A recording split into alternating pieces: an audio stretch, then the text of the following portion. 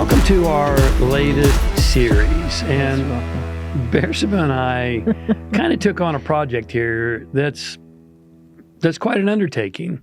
You know, we've been discussing in this series, and we're going to continue to discuss what the ancient teachings call the great work. And how do they define the great work, Beersheba? The great work is defined to become God in human form. And how the heck do you do that? Wow. You don't know, do you? Oh, I know. Do you? Well, how do you know? What is it you know?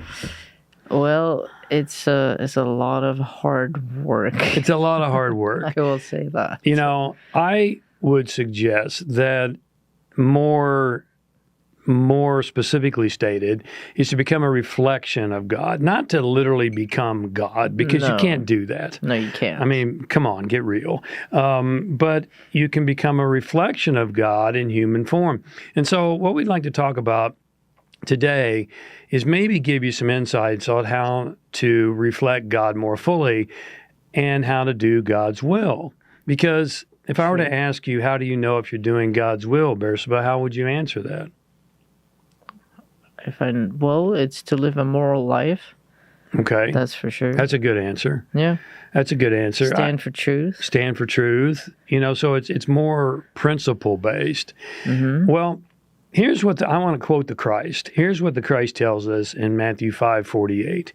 He said, "Be ye therefore perfect, even as your Father which is in heaven is perfect."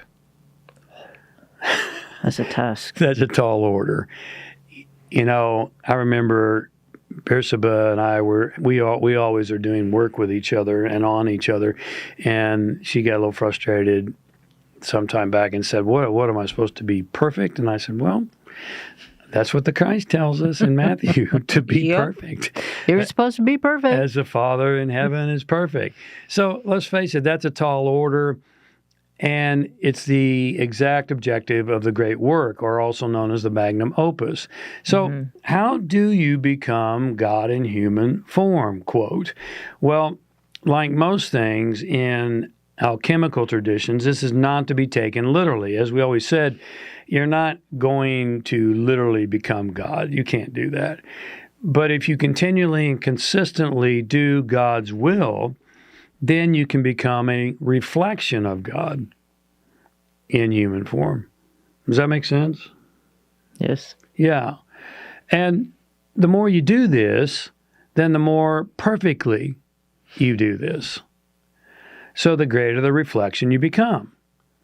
So be perfect as your Father in heaven is perfect. Well, if you become a greater and greater reflection, then you're doing that more perfectly. When you live, as Beersheba said, a moral life, when you live a just life, when you live a fair and principled life, then you're living a godly life. Life always seeks more what, Beersheba? Life always seeks more life. Does life ever seek the opposite? No. No, it doesn't. Life expands. It never contracts. So the question to ask yourself is, are you constantly seeking to express life more fully and completely? Are you doing your best to help others do the same? If the answer is yes, then you're a reflection of God. And that's a really noble objective. So how can you tell if you're reflecting good and God more fully? Well, let's give you a couple of ways you can tell. First of all, things always seem to work out for you. Now, please understand, that doesn't mean it's easy. It doesn't mean it's quick.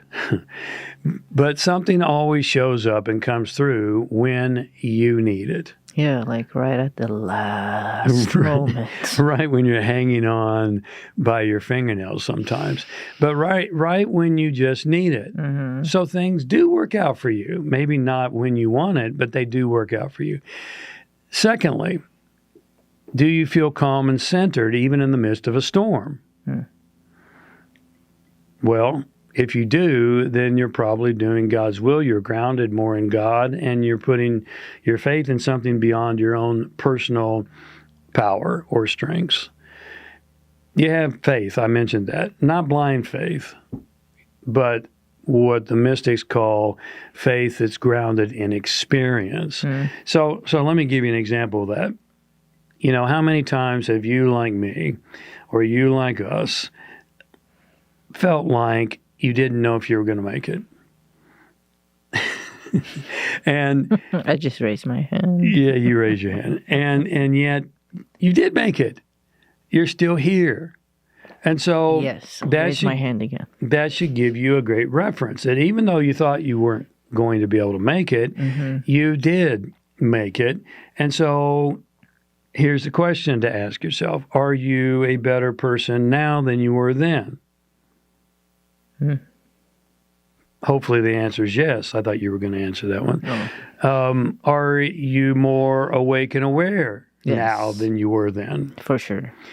Do you have more life experience now than you did then? Oh, yeah. Yeah. So why would it be any different now than it was then? If you made it then and you're bigger, better, stronger, wiser now, then Why wouldn't you make it now? That's right. Why wouldn't you make it now? So that's faith, grounded in experience. Next thing, to check and see if you're living in alignment with God or God's will or being a reflection of God, is you see the beauty and the justice in all things. All things. That's a tough one. Why is that so tough? The beauty and justice in all things. I mean, even in all the things that are going wrong and crap. Yeah, that appear to be going wrong or crap. Right. Has anything ever gone wrong or crap, technical term, and then it turned out to not be so wrong? Oh, yeah, later. It's what's hard is in the moment when you're going through it to remind yourself of that. So that you keep on the straight path. Yeah, I've heard it said once, and I don't remember who said this, but everything happens for a reason. The hardest thing is just waiting for the reason to appear, because we want the reason to appear now. Yeah, sure. So do you see the beauty and the justice in all things, even those things that appear to be ugly or initially appear to be unjust? What I will promise you is that justice is always served in this universe. It may take a while. And it probably is going to take longer than you want it to. But justice is always served. So what does it mean to be perfect as the Christ encouraged us? I'm not sure. What do you think, Bersaba? What's it mean to be perfect? To be perfect. Oh, well, I'm still learning. I'm still learning what that means. So I don't know. So let me ask you this question.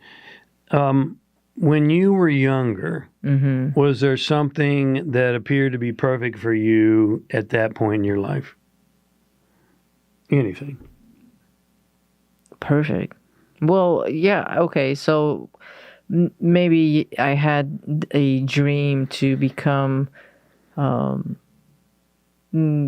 reach my ultimate maximum potential as a human being. Okay. And comparing yourself now to then would now have been the perfect outcome for you at that place where you were then.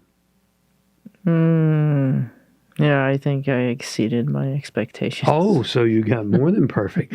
So I don't know if I call it perfect, but yeah. Okay, but you would have called it perfect back then. Back then I would have. All right, so this is the point. Is it perfect now? No.